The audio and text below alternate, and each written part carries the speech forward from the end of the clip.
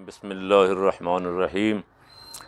الذین ان مکناہم فی الارض اقاموا الصلاة وآتوا الزکاة وامروا بالمعروف ونہوا عن المنکر وللہ عاقبۃ الامور۔ صدق اللہ مولانا العظیم وصدق رسولہ النبی الکریم الامین۔ یہ آج 25 مئی کا اوصاف اخبار لاہور کا میرے سامنے ہے، اور اس میں خبر چھپی ہے، 3 کالمی سرخی ہے: سرکاری جمعہ خطبہ جاری کرنے کا فیصلہ، مسودہ تیار، 100 موضوعات کو چنا گیا ہے۔ اور ممبران اسلامی نظریاتی کونسل کی وزیر اعظم سے ملاقات، اسلام فوبیا اور تحفظ ناموس رسالت پر موقف کو سراہا۔ یہ خبر ہے، اس کی سرخیاں ہیں۔ خبر آپ آج کا 25 مئی کا اوصاف نکال کے لاہور ایڈیشن سے پڑھ سکتے ہیں۔ یہ 3 کالمی سرخی لگی ہے یہاں، آپ بے شک اسے بھی دیکھ لیں۔ حکومت نے فیصلہ کیا ہے کہ اب سرکاری طور پہ خطبہ جمعہ کے موضوعات سعودی عرب، امارات، کویت، بحرین وغیرہ کی طرح خطباء کو دیے جائیں گے، اور وہی خطبہ جو لکھا ہوا آئے گا وہ پڑھ کے لوگوں کو سنا سکیں گے۔ اپنی مرضی کی تقریر جو ہے وہ ختم ہو گئی۔ آئندہ علماء کرام، خطباء اور ائمہ جو ہیں وہ مساجد میں اپنی مرضی کی تقریر نہیں کر سکیں گے، اور اپنی مرضی کی تقریر کا مطلب ہے کہ حق نہیں کہہ سکیں گے۔ وہی کچھ کہنا پڑے گا جو حکومت کی مرضی ہوگی، جو حکومت کی خواہشات ہوں گی، جس طرح کا لبرل اسلام حکمران چاہتے ہیں اس کے مطابق کی خطباء کو اور ائمہ کو بولنا پڑے گا۔ آج کی خبر یہ خبر دے رہی ہے، تو میں متوجہ کرنا چاہتا ہوں علماء کرام کو، خطباء کو، ائمہ کو، کہ وہ اس پہ غور کر لیں کہ ان کی آزادی آہستہ آہستہ سلب کرنے کی کوشش ہو رہی ہے، اور انہیں غلام امام بنانے کی کوشش ہو رہی ہے۔ مسجدوں میں امام تو آزاد ہوتا ہے، امام تو قوم کی رہنمائی کرتا ہے، امام قوم کی قیادت کرتا ہے۔ اللہ نے اسے اس منصب پہ فائز کیا ہے۔ اس کا کام صرف نماز پڑھانا نہیں کہ 4 رکعتیں پڑھائے اور کوئی سرکاری خطبہ دے کے فارغ ہو جائے۔ اس کا کام یہ ہے کہ وہ امت کی امامت کرے، امت کی قیادت کرے، امت کی رہنمائی کرے۔ اور الحمدللہ ثم الحمدللہ پاکستان جو معرض وجود میں آیا، اس میں ان آزاد علماء کی بہت بڑی بڑی قربانیاں ہیں، مولانا فضل خیر آبادی رحمۃ اللہ علیہ جیسے اکابرین کی، جنہوں نے انگریز کے خلاف فتویٰ جہاد دیا اور میدان عمل میں آئے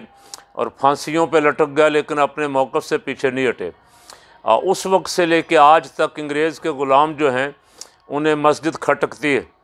مسجد کا امام بھی کھٹکتا ہے، خطیب بھی کھٹکتا ہے، علماء حق بھی ان کی نظر میں کھٹکتے ہیں کہ کسی طرح ان کا بندوبست کیا جائے۔ تو اس بندوبست کا آغاز کر دیا گیا ہے۔ اسلامی نظریاتی کونسل کے سربراہ قبلہ یاس صاحب نے، ظاہر ہے میرا اپنا گمان ہے، اللہ کرے یہ بدگمانی ہو، گمان یہ ہے کہ انہوں نے وزارت مذہبی امور سے جناب محترم پیر طریقت رہبر شریعت نور اللہ قادری صاحب سے بھی مشاورت کی ہوگی، اور ان کی مرضی سے یہ مسودہ انہوں نے جا کے وزیر اعظم کو پیش کیا ہے کہ ہم چاہتے ہیں کہ یہاں، اور ظاہر ہے حکومتیں تو بڑی دیر سے یہ چاہتی ہیں، پیپل پارٹی کی حکومت بھی چاہتی تھی، نون لیگ کی حکومت بھی چاہتی ہے، مشرف بھی یہی چاہتا تھا، کسی طرح مولوی صاحب کی زبان کو کنٹرول کیا جائے، مولوی صاحب کے خطاب کو کنٹرول کیا جائے۔ تو اس کے لیے باقاعدہ کوشش شروع ہو گئی ہے۔ علماء، خطباء، ائمہ اور دینی جماعتوں کو میں متوجہ کر رہا ہوں کہ وہ اس پہ غور و فکر کر لیں کہ انہیں واقعتاً اسی طرح غلامی کی زندگی بسر کرنی ہے، سرکاری خطبے پڑھنے ہیں، یا انہیں اس کا مقابلہ کرتے ہوئے جس طرح آزادانہ جد و جہد اسلام کے لیے کر رہے تھے، نظام مصطفیٰ صلی اللہ علیہ وسلم کے لیے جس طرح کچھ علماء، سب نہیں، کچھ علماء واضح حق بیان کر رہے تھے مسجد میں، اسی طرح کرنا ہے، یا بالکل سب نے پابندے سلاسل بھی کہہ لیں یا پابندے اسلامی نظریاتی کونسل ہونا ہے کہ ان کی مرضی سے اب انہوں نے چلنا ہے، وگرنہ اپنی مرضی سے وہ قوم کی رہنمائی بھی نہیں کر سکیں گے۔ تو میں حکمرانوں سے بھی کہہ رہا ہوں کہ انشاءاللہ میرے رب کو منظور ہوا تو آپ کی یہ خواہش پوری نہیں ہوگی۔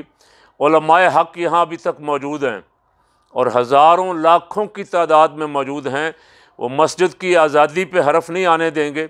اب ممبر کی آزادی پہ حرف نہیں آنے دیں گے انشاءاللہ العزیز، اور مسجد و محراب سے، ممبر و محراب سے جو آواز حق نکلتی ہے اسے جاری و ساری رکھیں گے۔ اور حکمرانوں سے کہتا ہوں کہ آپ غلط فیصلہ کرنے جا رہے ہیں، آپ علماء کو، خطباء کو پابند کرنے کا جو آپ پروگرام بنا رہے ہیں، آپ کا یہ فیصلہ احمقانہ ہے،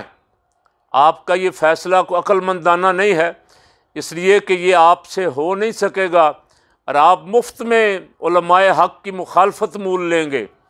وہ علماء بھی جو ویسے ہی سیاست سے دور ہیں، جو کبھی بھی ایسے ایشو پہ بولتے نہیں ہیں، وہ بھی آپ کے اس فعل کو پسند نہیں کریں گے، وہ بھی سمجھیں گے کہ ہماری یہ آزادی سلب کرنے جا رہے ہیں۔ کچھ علماء تو ہیں ہی ہیں جو الحمدللہ ہر دور میں ہر حکمران کی باطل پالیسیوں کو للکارتے ہیں، ان کے خلاف میدان میں نکلتے ہیں، جد و جہد کرتے ہیں، اور اسی کا نتیجہ ہے کہ آج تک مسجد اور مدرسہ آزاد ہے الحمدللہ۔ اب مدرسے کو بھی پابند کرنے کی کوشش ہو رہی ہے، اور مدرسے کو پابند کرنے کے ساتھ ساتھ مسجد کو بھی پابند کرنے کی، مسجد کے خطیب کو بھی پابند کرنے کی کوشش ہو رہی ہے، تاکہ یہ آزادی سلب کر لی جائے۔ اور یہ بھی میں حکمرانوں سے کہہ رہا ہوں کہ آپ بھی اور باقی سارے ادارے بھی اس پہ غور کر لیں کہ آپ کی آواز پہ شاید یہ قوم نہیں نکلے گی، یہ جب بھی جہاد کے لیے نکلے گی، خاکم بادہان اگر کوئی دشمن یہاں حملہ کرتا ہے تو یہ مسجد کے ممبر و محراب کی آواز پہ لبیک کہتے ہوئے میدان میں آئیں گے، یہ اپنی افواج کے ساتھ بھی کھڑے ہوں گے، اپنے ملک کی آزادی کے لیے بھی کھڑے ہوں گے، اور یہ اس ملک کے دفاع کے لیے بھی الحمدللہ ہمیشہ کی طرح مسجد کی آواز کے ساتھ آواز ملائیں گے، مسجد کی، اپنے امام کی، اپنے خطیب کی، اپنے مذہبی دینی پیشوا اور رہنما کی آواز پہ لبیک کہتے ہوئے میدان عمل میں نکلیں گے۔ آپ یہ غلط فیصلہ کرنے جا رہے ہیں، آپ اس فیصلے پہ غور کریں، 1000 دفعہ غور کریں۔ آپ نے جس طرح اور بہت سارے کاموں میں مفت کی بدنامی اپنے ذمہ لی ہے، یعنی چاند سے پنگا لینے کی آپ کو ضرورت نہیں تھی، لیکن آپ کی حکومت میں ایسے 30 مار خان صاحب بیٹھے ہوئے ہیں جنہوں نے آتے ہی بڑا فلاسفر بننے کی کوشش کی، اور اب اس دفعہ چاند پہ ان کی ساری فلاسفی ٹھوس ہو گئی نا۔ اب وہ سائنس کی جو باتیں مفتی منیب الرحمان کو سمجھا رہے تھے، اب وہ سائنس کی باتیں اپنے اس جو کمیٹی اور مرضی کے لائے تھے اس کو تو نہیں سمجھا سکے، کہ سائنس اور موسمیات تو کہہ رہا کہ یہاں کوئی امکان ہی نہیں ہے، اس کو پھر بھی نظر آ گیا سارا کچھ۔ تو آپ نے جس طرح اور بہت سارے معاملات میں ایسے ہی مداخلت کر کے مفت کی بدنامی مول لی ہے نا، اسی طرح اب یہ بھی آپ بدنامی مول لینے جا رہے ہیں، اس لیے کہ مجھے اندازہ ہے کہ آپ کے اس کو امپلیمنٹ کرنے سے پہلے اس حکم کو نافذ کرنے سے پہلے شاید آپ کی حکومت ہی گھر چلی جائے۔ آپ اور چند دن ہیں، اپنے ہاتھوں ہی توڑ بیٹھیں، یا کوئی توڑ دے، یا کچھ ایسا نظام جو نظر آ رہا ہے اس وقت، حالات جو بنے ہوئے ہیں